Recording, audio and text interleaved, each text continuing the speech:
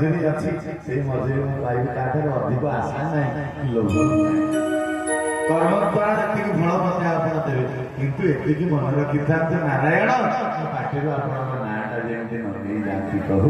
ଯୋଉ ଜନ୍ମ ହୁଏ ମୋର ମନ ଦୁଃଖ ନାହିଁ, ଏତିକି ଦେବେ।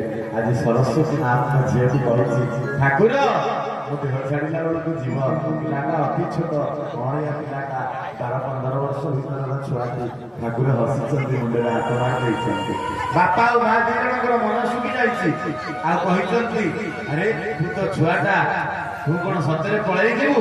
ସତକୁ ସତ ବିବାହ ହେଇଛି, ପିଲାଟା ଅନେକ ଅଳି କରିଛି। ଅଳି କରିସାରିବା ପରେ ଆଉ ସମୟ ହେଇନାହିଁ। ବାପା ତ ବଡ ଦୁର୍ଦାନ୍ତ ରାଗି ଲୋକ, ମୁଁ ଯାଇପାରିବିନି କରବଳା, କିଏ ତତେ ନେଇକି ଯିବ? ବିବାହ ପରେ ଅନେକ ମନ ଦୁଃଖ କରିଛି, ଗୋଟିଏ ପୁଅ ଆଉ ଗୋଟିଏ ଝିଅ।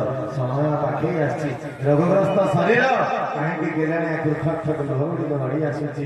ଅନେକ ବାଟ ପର୍ଯ୍ୟନ୍ତ ମଧ୍ୟ ଯାଇଛି, କଲିକତା ବେଙ୍ଗଲ ଠାରୁ ଆରମ୍ଭ କରି ଅନେକ ଭଲ ଭଲ ବୈଦ୍ୟଙ୍କ ପାଖରେ ଦେହ ଦେଖେଇବା ପରେ ମଧ୍ୟ ଦେହଟି ସୁସ୍ଥ ହେଇନାହିଁ। କାହିଁକି କେଜାଣି ବିଶ୍ରାମ ନେଇଥିଲା।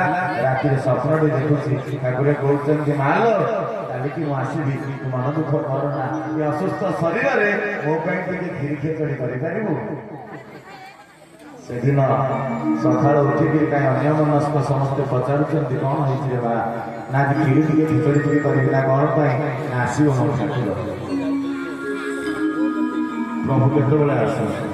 ଦେଇଥିବା କଥାକୁ ପ୍ରଭୁ ରଖନ୍ତି, କିନ୍ତୁ ଦେଇଥିବା କଥାକୁ ଭକ୍ତ କେବେ ରଖେନି। ସେଥିପାଇଁ ଭକ୍ତ ମିଛୁଆ, କିନ୍ତୁ ଭକ୍ତ ଭଗବାନଙ୍କୁ କି ଠାକୁର ତମେ ହେଉଛ ମିଛୁଆ।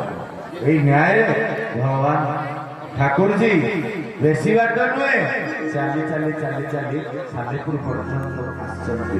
ଆଉ ସାଲେପୁର ରହିକି ଭିତର ପଟେ ଶୁକ୍ଳେଶ୍ୱର ଦେଇକି ବହୁ ଗ୍ରାମ